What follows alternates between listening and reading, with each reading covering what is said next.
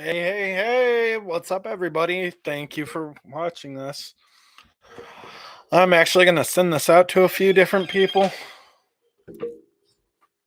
So, give me a second, guys.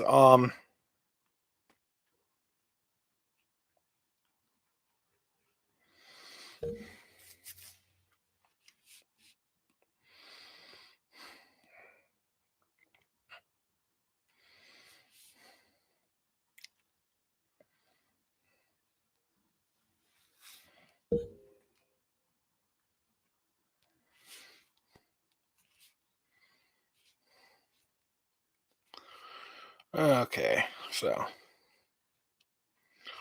here we go. Sorry about that little delay.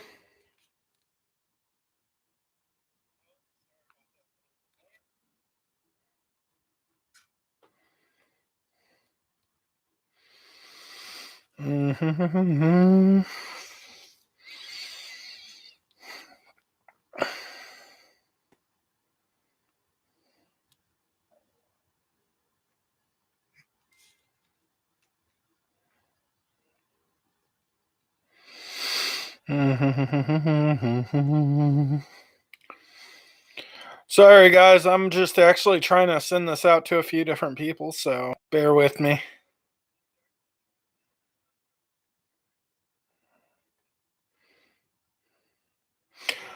Okay, so here we go.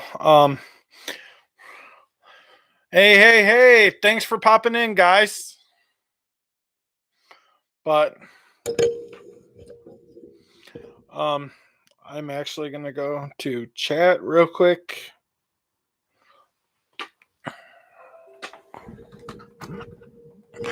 Okay, so as you guys know, this is a video about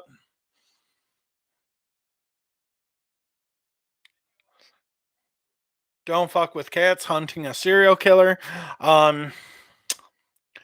which is that is actually on Netflix. Um, so if you're a Netflix original subscriber, I would highly recommend you watch this unless you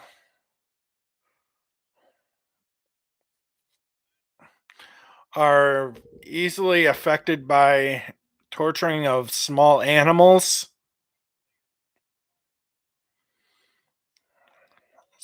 And don't really like human contact. So, that being said, along that line, so um, my first thoughts of this, I actually started this about a month ago, and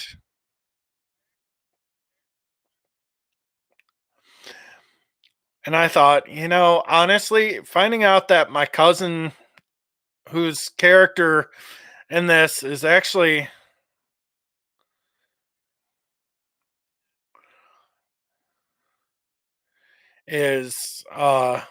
girl named Body Movin', which is actually a lyric from a song, which her real name is Deanna Thompson.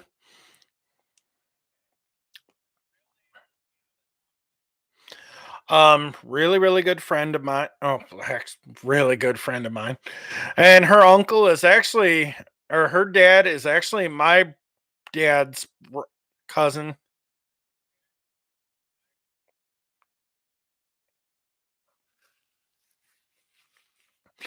So I I started watching this about, I want to say, a month ago, and I couldn't fit.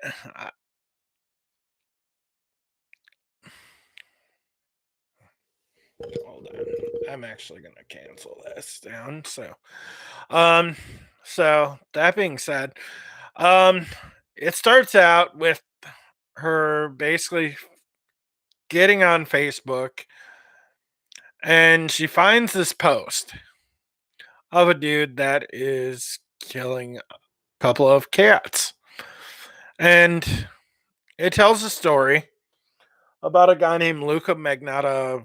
I can't even think of his full name, but you can actually look it up. It's Googled. Who is actually a very vain and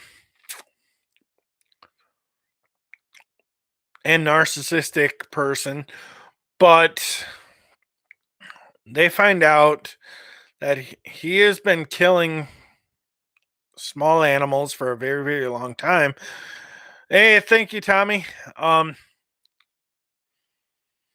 But I actually thought the fact of the story of this, and if I go into breakdowns here, um, it's because I'm actually used to doing episodic breakdowns with Batgirljamie on here. So that is another thing I'm kind of used to. So I'm not going to try to give too away, which I know there's a few people out there that have actually watched this movie. So if you're actually watching this, can you please give this a thumbs up? But needless to say, it really makes me think, and it kind of got me into watching Criminal Minds, because I actually really want to know what the hell this guy was actually thinking about when he was actually doing the kitten killings.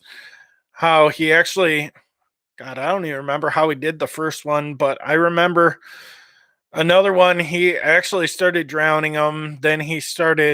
And then he got fed a couple to a snake, a great big snake. Um, Very, very interesting to say the least. So, oh, yep, vacuum sucked the air out of the bag that he put the cats in. Honestly, I was actually kind of affected with that because I kind of wanted to know what the hell this guy was thinking after watching this. And I kind of remember back in the day, he actually was actually kind of familiar. Like, I kind of remember actually hearing about this, but I never got to hear the whole story. But now that I've actually heard my cousin Deanna talk about this, I actually kind of thought about it like, dude, I want to know what this guy actually feels. And that's why I started watching Criminal Minds, because I actually wanted to pick this guy's brain a little bit and see why he is doing this and why he reflects on this as being a movie. And I'm not going to go into too much detail with it, but I do highly recommend watching this. I actually feel like this is actually one of the better documentaries, and you kind of want to actually get inside the head of one of these guys. And I think my cousin could actually tell the story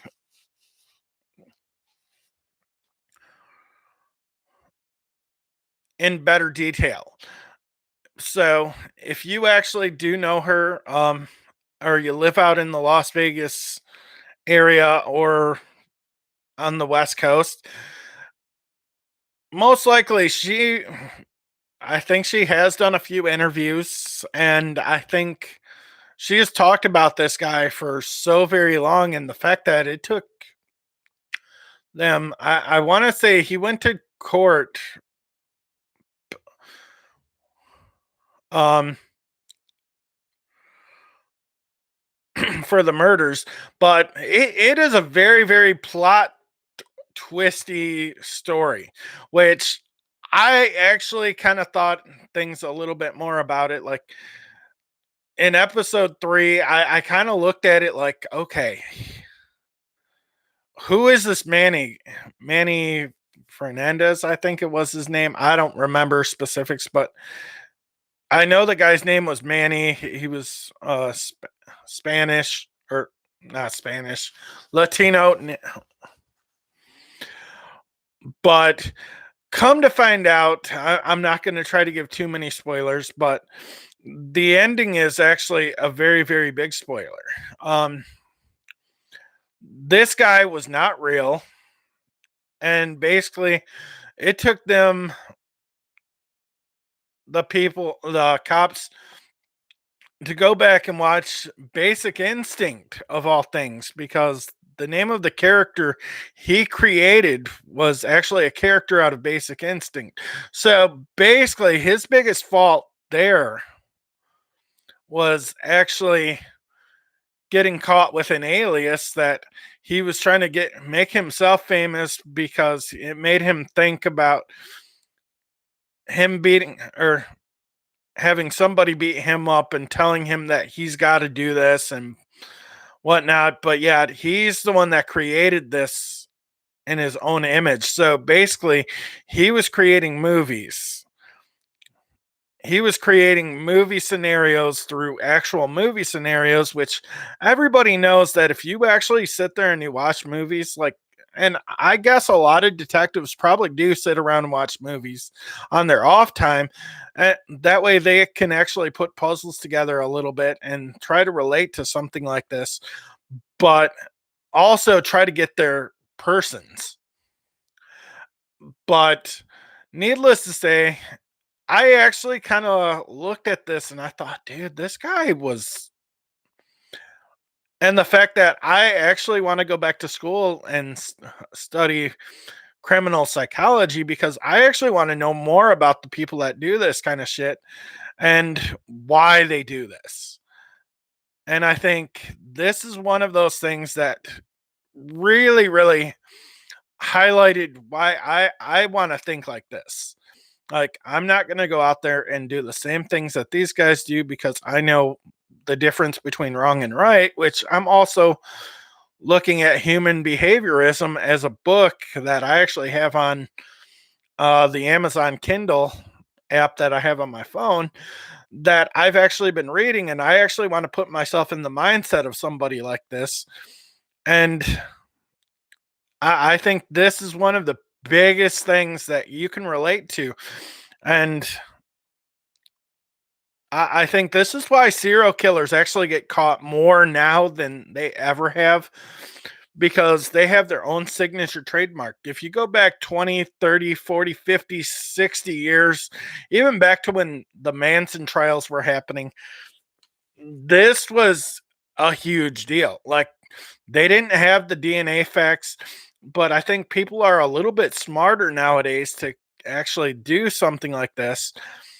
But I also believe that with that being said, um, you have to be craftier now more so than ever, but you can't use that same story twice because the cops have heard everything. Cops have heard everything nowadays compared to the past. They're like, okay, this person did this so many years ago. So there's so many more different case scenarios that happen nowadays. And that's the biggest problem with this guy. His biggest problem was he tried to make a movie about it, the things he does, which are absolutely unbridled trash shit. And I would never condone doing something like this to somebody, but I would always look at it and say, why did this person do this and why did he do it this way? Um that's the biggest problem I have with it. Um but all in all, I actually feel like this was actually a really, really good documentary. And I actually do want to get my cousin Deanna on this on one of our shows to talk about this a little bit and possibly even talk about this with me because I would honestly love to just chat about this and talk serial kill or not even serial killers, but talk the theme of this because this shit happens every day. And there are sick people out there that are doing this shit. But the difference there is if you're going to do something like this, be forewarned that most likely you're going to get caught. Period.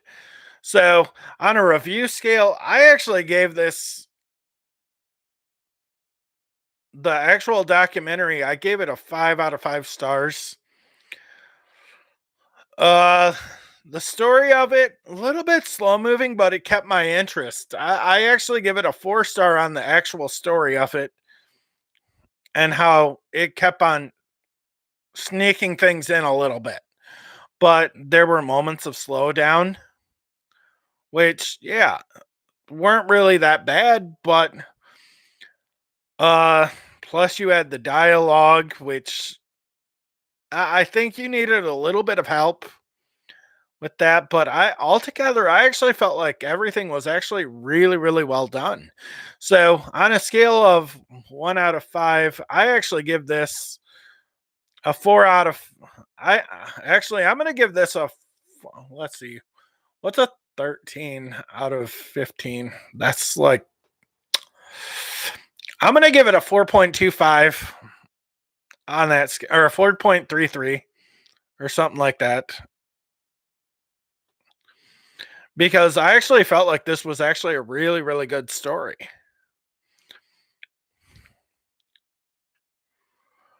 So I'm gonna give it 4 and 1/3 stars because of everything that went on in this story. Everything progressed the way that it should have happened. So that being said, I'm Joshua Danger, and if you guys want to ask questions on the actual stream, feel free. I'm actually going to keep this going for a little bit.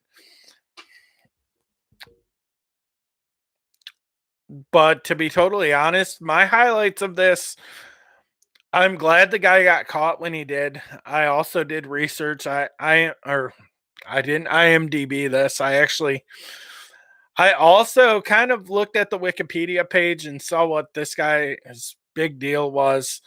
But yet, I actually remembered the story.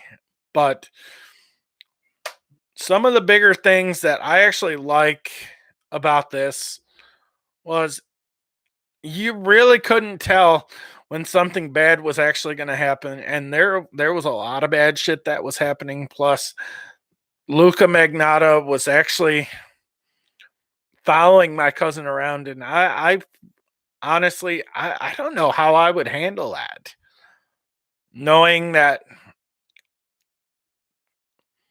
And they showed a little bit of everything that kind of does things the way that they do them. And how weird and how psycho this guy really was. I can't even say psycho. Uh, how he was going after people. What was that? Okay. Oh yeah, packing a 9mm in her purse. Honestly, I wouldn't blame her on that.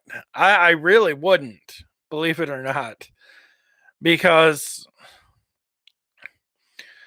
if I knew somebody was going to be chasing me, most likely, I don't know if this person has a gun. I'm going to have something with me that's either going to be really, really sharp and stabby, or I'm going to use my hands to get out of them, because obviously, if you look at a guy like my size, my biggest strength is basically going to be getting my hands all over them and just really. And if you guys actually want to ask more about this, and my cousin Deanna actually has a fan club on Facebook called Body Movin', which is spelled BAUDIMOOVAN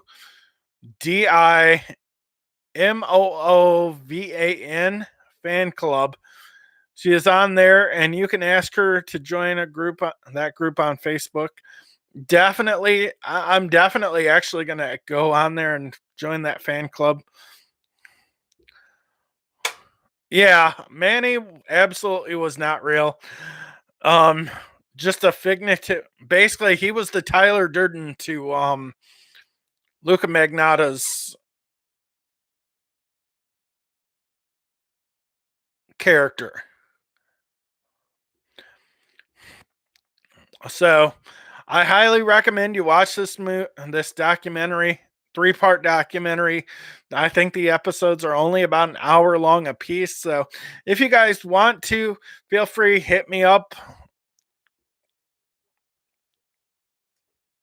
for more. I'm Joshua Danger, and I'm sounding off. Have a great day, everybody. And remember, stay classy and have fun. I'm out. Goodbye and good night from Davison, Michigan.